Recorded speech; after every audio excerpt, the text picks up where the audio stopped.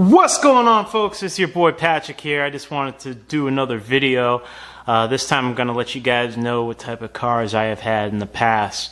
As the thumbnail describes, I've had quite a few cars. In fact, I think I have had close, if not more, than Doug Demuro, who's a car enthusiast. So let's see here. Starting off, the oldest car I had, and these are going to be in chronological order by year, was a 1953 Buick Special. I bought it from a guy in Somerville. He lived in a triple-decker, moved from somewhere out west, and he just didn't want the car anymore. So the three of us, my father, the guy who I bought it from, and myself, we sat on the hood of the car. That car was made out of an 1/8" steel.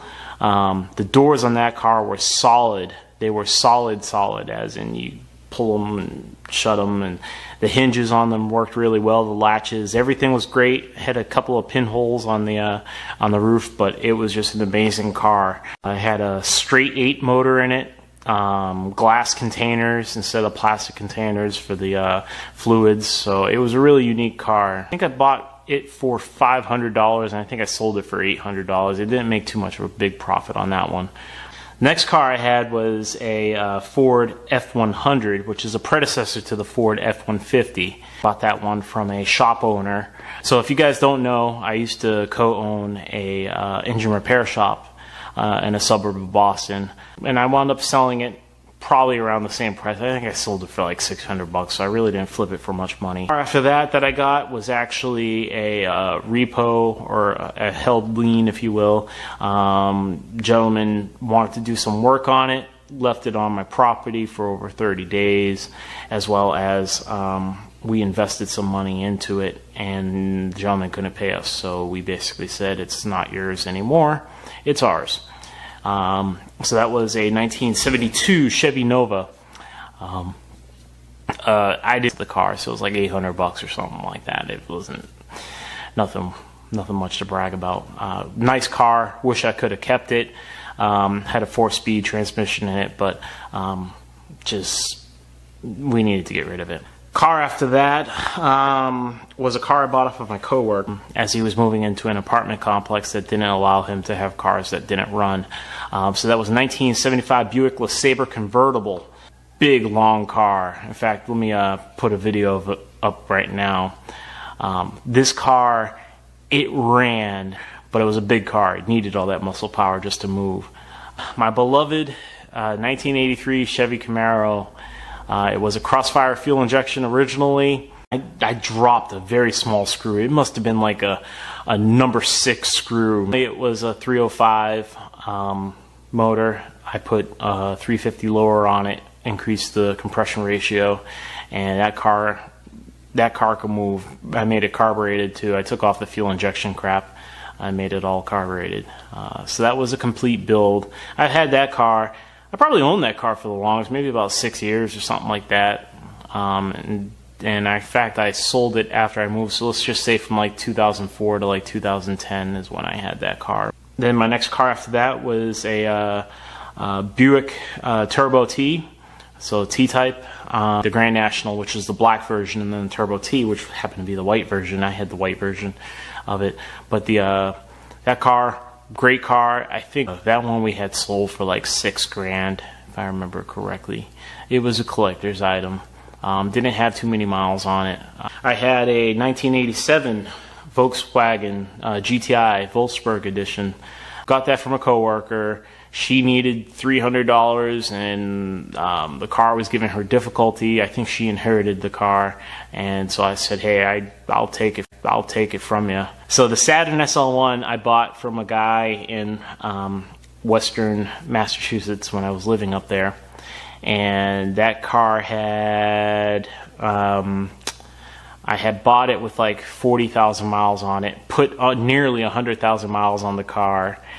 Modified the heck out of it, got 47 miles a gallon in the car. We drove around all over the place. Shoot, I had that car for about 3 to 4 years, and I really enjoyed that car. So the Saturn SL1 basically was a little 4-banger, and as all motors are, they basically are just air pumps. So what I did is I added a custom air intake system, and also I took off all the restrictions on the back end, and it just became a very, very loose air pump. Created no torque. I probably had like 10 pounds of torque to get the car rolling, but once you got it rolling, I got 47 miles a gallon. Reason why I got rid of that car is because eventually one of the modifications I did was took a can of beans and I off the bottom, sliced it up the middle, used the can itself as a wrap to wrap around the exhaust pipe because I had a small hole in it, and then I used two pipe clamps to hold the metal around the pipe there. Anyhow, I pole vaulted on the highway, and that's when I wound up getting into a newer vehicle because I drove the car straight to a dealership right after that, and I sold it for $1,000. Then I had a let's see, a 1993 Sentra. That was actually my first car, 1993 200 SX SER. Bought it off of a gentleman. He got it from Canada. Anyhow, it was a little turbo 1.3 or 1.6 liter, maybe 1.4. I forget what the exact size of that motor was. But that car was totaled, unfortunately, when a drunk driver decided to hit me. And he boomeranged into my car. All the glass shattered in it. It had a 93 Bronco. It was Eddie Bauer Bronco. It had a red interior, white OJ Mobile. It was an ambulance chaser. I got it off of a guy who brought it over from Arizona. It had dual alternators in it. Didn't get anything for gas mileage. I also had a 93 F-150 as well. That was a Flareside. That was my first major modifications that I did to a vehicle were in that truck. I put lights all over it. We're talking about like off-road lights. I put a sound system in there, stereo. I put satellite radio in there, flip out DVD player. I mean, that truck was really built up. My mother kind of blew the engine on a 96 Pontiac Grand Am, so I sold that for parts. I had a coworker give me a 96 Jeep Grand Cherokee Laredo, and that car in particular, what I call the death shake. I think I paid him like $100 for it. It was scrap weight at that time, and then I loaded it in with cores from the shop and wound up getting about $1,000 for it after we loaded it in. We used to put engine blocks in these cars and just weigh them down, you know, fill up the tanks with water, and you know that you can do to get the car to be heavier, so that when they put it on the scales and they give you scrap weight for it, it was worth a lot more. So that's what I did there. Then I jumped a bunch of years. I literally did not buy a car, or did not own a car in between 1996 and 2007. The sequential year that I bought a car was 2007 Toyota Tundra. And that one I called George Washington. I called it my midlife crisis, but essentially it was my way of getting back into V8s and get back into muscle power without taking too much of a risk or too much of a hit, and still keeping functionality when it comes to my usefulness. The Tundra had boatloads of power. That was the first year. If you guys remember the Tundra commercials where they said, you know, this is the American version and this is the, you know, Toyota version, you know, buy our trucks. And they had flames shooting out of them. They would drop them from like 2-story buildings or whatever and drive them up 90-degree angles. You know, I'm just being a little stretching the truth there, but anyhow, it was a great truck to have. The next one after that, Black Scion XB, that was 2008. That car was unfortunately destroyed when a tow truck decided to clip my A, B, and C pillars while the car was parked. I had another 2008, but this one was a release edition. We couldn't find gold in the book, so we just put it in as a silver car. And I'm like, okay, yeah, that's fine. That's exactly what it is. It's just a silver car. Little did they know that the you know, the sunroof alone was $1,000 markup, and you know, the body kit and the color and everything else had an additional markup on it. So the dealership didn't know what it was. I bought it from a place down here in Atlanta, Georgia. Then I had my Scion XB, the one I was on TV with, one that was in movies and music videos and TV shows with. I had 47 speakers in it, 150 diagonal inches of TV screens, as well as 12,000 watt sound system in it. Had 7 batteries in the car. Bought an XD for my mother, 2010 XD. Gave that to her for Christmas. That was after I had gotten rid of my my truck. I believe I had gotten rid of my truck and gave her an XD, bought her that for Christmas. And then I also got her an XB after the XD was destroyed. So I had a 2013 XB as in Bobby, and that's the one that she actually drives right now. So she enjoys that one quite a bit. Then I had a 2013 GMC Terrain. Now the 2013 GMC Terrain, I called it Perry.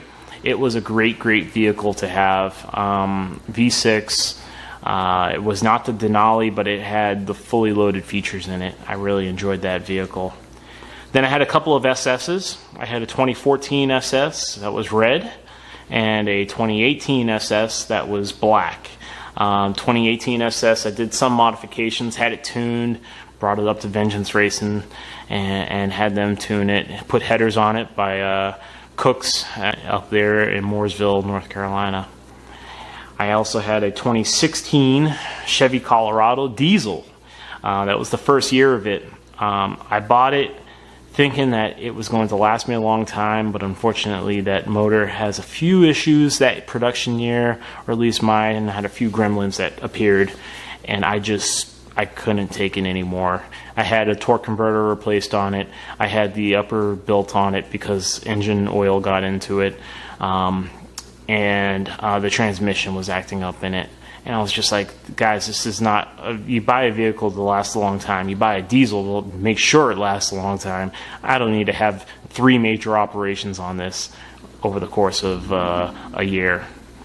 My current vehicle that I'm driving is a 2019 Chevy Silverado. Leather interior, fully decked out as LTZ. Really enjoy the trucks. Well guys, if you enjoyed this video, please feel free to like, share, and subscribe. I got a lot of content coming your way. And just remember, stay safe. Alright, talk to y'all. Peace.